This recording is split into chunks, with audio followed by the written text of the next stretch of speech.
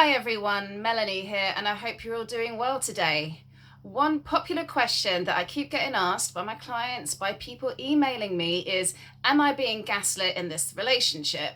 And it's quite a popular topic to discuss. It exploded on the scene in 2018, even though it's been around for quite a while. So in this video, I'm going to talk to you briefly about what it is, why it happens, and how you can manage it if you feel like you're being gaslit in your relationship. So let's start about what the term actually means. Well, Google defines it as a verb to manipulate someone through psychological means, and you're manipulating them into questioning their own sanity, questioning their own perceptions. And as such, it's a very popular tool used by predators.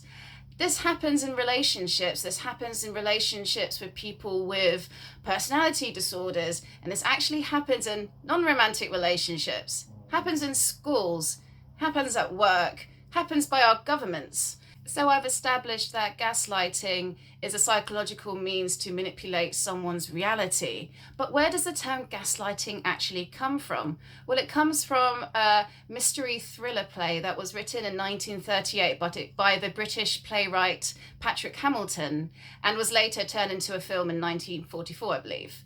And in this play, we see a husband and wife, Gregory and Paula. And Paula is a very doting wife who adores him, puts him on a pedestal. And he is over time making her question her reality and question her sanity by doing things and lying about doing them. So in one important scene, he's in the attic of the house. It's a house in the 30s. They've got gas lights. Goes into the attic and he turns on the main gas lights, which causes all the gas lights in the rest of the house to flicker. And Paula will be looking, thinking, gas lights are flickering. And he's like, no, they're not. She's like, yeah, they are flickering. He's like, nah, it's all in your head. And as such, this is a favorite tool of predators to do this over time, and will deny things are actually happening. They will deny you your experience by saying, no, it's not. So this is a tool that's used by many people, not just predators. Let me give you an example. I went to an all-girls school from the age of 11 to 18. In the UK, we have grammar schools, and grammar schools are quite typically single-sex schools. So it's not unusual to go to a single-sex school. And trust me, many, many years of just being with women gave me a good insight to how teenage girls talk. And teenage girls love being passive-aggressive, and they love gaslighting each other. Women, especially teenage girls, don't really like to overtly admit that they've got a problem with you. Instead, they'll like to be passive-aggressive and wear you down through bullying. There's a lot of frenemies in school, someone who you think is your friend, but they're just jabbing at you and putting you down. And if you try and call them out on it, they will gaslight you by saying, oh, that was banter. Can't take a joke, can you? Do I need to warn you when I'm joking? My God, why are you so sensitive? These are examples of gaslighting, and it happened so much in high school. At the time, I didn't know what gaslighting was, but it really pissed me off that if someone was being a bitch to me and I tried to call them out on it, and their response was denying my experience, saying I was too sensitive, that I was imagining things, that I can't take a joke, that, oh, it's banter, does my head in, because when someone say, oh, it's banter, it's their way of denying responsibility for what they are saying and for what they are doing. Now, the people are doing it, they're not necessarily predators. They are people who don't want to admit. They don't want to admit that they are hurting someone else, and as such, they will try to deny what's actually going on. You see this in relationships, for example, when one partner is just not happy, but for whatever reason, they've decided to be quiet about it. They don't want to admit that they're not happy. And then one partner can pick up on this and thinking, is everything okay? Are you okay? Is everything okay? And the partner's typically like, I'm fine, everything's fine.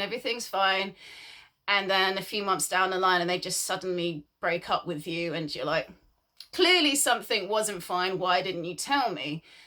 That too is a form of gaslighting. It's not wanting to admit to yourself, maybe, not wanting to tell the partner that something is wrong. Perhaps they didn't want to say this to you because they were scared of what would happen if they did. Maybe they were scared of your anger. Maybe they just don't want to deal with confrontation. They just don't like arguments and so would like to deny and pretend. It can drive the other person crazy and thinking, what did I do wrong? So this is an example of gaslighting that happens when the person thinks that they're doing it innocently. They don't realize that they're messing with their perceptions when they're doing it. It's very self-centered, this kind of thing. And like I said, teenagers, we're still at that age where we're acting very self-centeredly. Frontal lobes of our brains are still developing. And we see it in people with personality disorders. As I've said in many of my videos, with cluster B personality disorders, it's arrested development. It's like a part of them hasn't developed out of teen years and out of childhood. And so gaslighting is very, very popular with people with cluster B personality disorders. Let's start with someone who is borderline and the reasons why they will be gaslighting you in the relationship. So they are defending against shame. People with borderline personality disorder, they have this layer of shame deep inside them that if they touch upon it, it is too much. They feel like they will explode in anger, with rage, they'll freak out, they will split. And as such, they're very guarded and defended against feeling ashamed. And so when they are caught out in doing something wrong, if they've made a mistake, often they will be very, very good at convincing you that they didn't do it. Many a time I had this with my ex. For example, I was quite into nootropics as healthy herbal extracted ones. You can buy on Amazon and they're not cheap. Kiltup, that was the one. And I hadn't even opened it yet. And I was sharing a house with my ex, and within 2 days of buying it, the package was opened and half of it was gone already. And I confronted him about this and I'm like, did you go through my stuff and open my tablets? He was very, very convincing, like, no, it wasn't me. Very big, solid eyes, very convinced that it wasn't him. I'm saying, there's no one else who came in this house. I bought this 2 days ago. Who else could have done it? And he still just wouldn't admit it. And it would drive me mad. And then he would then switch to being very, very, very apologetic, but rather than admit that he actually did it, he would start crying and then we'll get into victim mentality and will be like, the world is against me, and be very shaken and have like a massive, massive emotional flashback, start to get a bit traumatized. And my reaction was to comfort him, to soothe him, because it was making me very anxious to have to manage someone who would just slip into this state after confronting him about something. And this ultimately drove me a bit crazy, because I was trying to have a real conversation like, look, dude, you obviously are lying to me. Why? And rather than admit it or talk about it, instead it will slip into victim mode and like go and talk about how everything is wrong, how he's not happy, he's panicking, he's freaking out. Because he knew that it was in my nature to want to put things aside and look after the other, because that's what I've done all my life.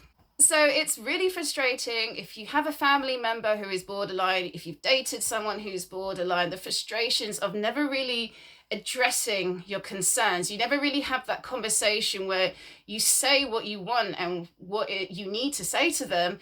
And rather than it being met with just being listened to, instead they're just pushing it to one side and then making it all about them. It's all about them. And it's frustrating because they choose people who will make it all about them. They will choose people who will put their own needs to one side and attend to them. And as such, gaslighting is a way for them to get off the hook.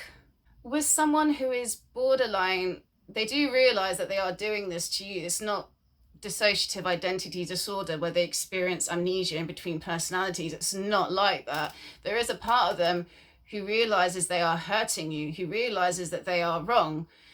But at the same time, it's feeling and thinking that and embracing that is just too much. They touch upon guilt, they touch upon feeling ashamed, and as such they will lash out. So not only will they do all the things like splitting, projection, gaslighting as well. In their mind, they need to be the victim. They need to be the one who has been done wrong because they want sympathy. So for them to be the wrongdoers, it's too much for them to take. And so often they will keep playing the victim card. They will keep making it all about them because that's their worldview. That's how they believe the things are. Because if they were to take responsibility, it would mean actually taking responsibility for their actions. We also see gaslighting happening with psychopaths, with people who are malignant narcissists, the predators. They will use gaslighting as a way to groom you, as a way to keep you in the relationship. Now, what this does, making you question your sanity, making you question your perceptions over time, what it does, it makes you weaker as a person. The more confused you are, the less trusting you are of your own instincts and your own intuition, it's going to make you weaker. And that's where the predator wants you. A prey is weak. They don't want someone who is independent thinker, someone who is free-spirited. They want someone to toe the line because you are their prey. So gaslighting is a very effective way.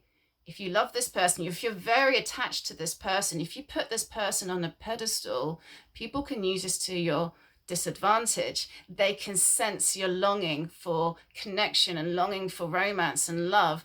They will play up on it to keep you hooked. And they will use gaslighting as a way to not only wear you down and keep you weak and confused, but as a way of getting away with their actions.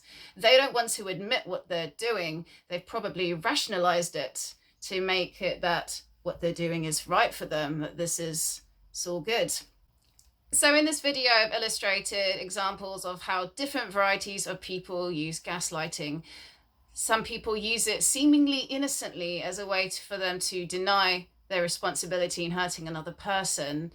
They don't want to be caught out. They're scared of the consequences of that they got caught out by lying. And as such, will just casually gaslight and deflect and deny, not because they want to mess with your head intentionally, but they just don't want to get caught out. They don't want to admit that they've done something wrong. They don't want to get caught out about lying. They don't want to get caught out about cheating. You see this in relationship when one partner is cheating on the other and the other picks up on it and the other partner's like, no, you're crazy. It's all in your head. And turns out it wasn't. Right. So how do you handle this? How do you tell if you're being gaslit in a relationship, or are you just having an emotional flashback? Are you suffering from PTSD and you're experiencing a flashback, a traumatic flashback in which you revert to a younger state? And in that younger state, it's not the present reality, it's the past reality. And you're convinced that what's happening back then is still happening now. This is very common and happens if you're experiencing PTSD, CPTSD. We have emotional flashbacks, panic attacks, anxiety attacks, when we don't really know. We're stuck in a place of the past, and as such, we're not living in the present. So if you're someone who relates to this, if you're experiencing CPTSD, and you date someone and you're thinking, am I actually being gaslit or is this just me? Because this is very, very common when you're recovering from trauma. So if you can relate, if you think that you're being gaslit in your relationship, then you need to do a reality test. You need to check what's real for yourself. Now, there's a few ways of doing this. You could introduce friends into the situation. Ask a trusted friend to come over and to be around if you feel this is an abusive relationship, and have someone witness it. Just talk to a friend about it. Problem with this though is that not everyone has friends like this that they can just invite around. You've got to be careful about who you talk to these kind of things with. It's not easy talking about abuse in a relationship. And like I said, not everyone has that luxury of having friends to be able to come over. So what can we do? What can we do to help us realize what's real or not? So document it, write it down, get yourself a journal, notebook, and think, okay, what is the issue here? What is the issue that keeps coming up and I feel like I'm being gaslit about? Write it down. Think of all the times when you brought this up and you've experienced this reaction, which is to deny you your experience, to deny you your perceptions, to say that it didn't happen. Write down the situation, write down what happened, And at what point did it turn into you're wrong, it's in your head, you're crazy? Were there any certain keywords that might have caused them to say this? And the biggest thing is, how often does this happen? If this is happening regularly, if this is a topic that keeps coming up, you will see it and you write it down. The tension's in the details. If it's something that keeps popping up, bring it up with your partner. How are they reacting? If they keep deflecting, if they keep avoiding, and your feelings, because feelings, instinct, intuition, these are all there to help serve you, to help you make sense of your environment. If someone's continually denying it and you're still feeling it, then it's something that needs to be addressed. And I would say this about anyone, like, do you really want to be in any sort of relationship with anyone who just keeps you denying you your feelings and denying you your perceptions and telling you it's all in your head? Do you really want to be like that with anyone anyway? Because the path to empowerment, the path to building self-esteem is learning to trust your own perceptions and listen to your instinct, listen to your intuition. We have these gifts to guide us through life. It's to avoid people like this who are making us confused. And it's okay to cut ties, and it's okay to reach out for help. If you are not sure, if you are confused about your situation, please write them in the comments below, because you're not alone. A lot of people are experiencing this.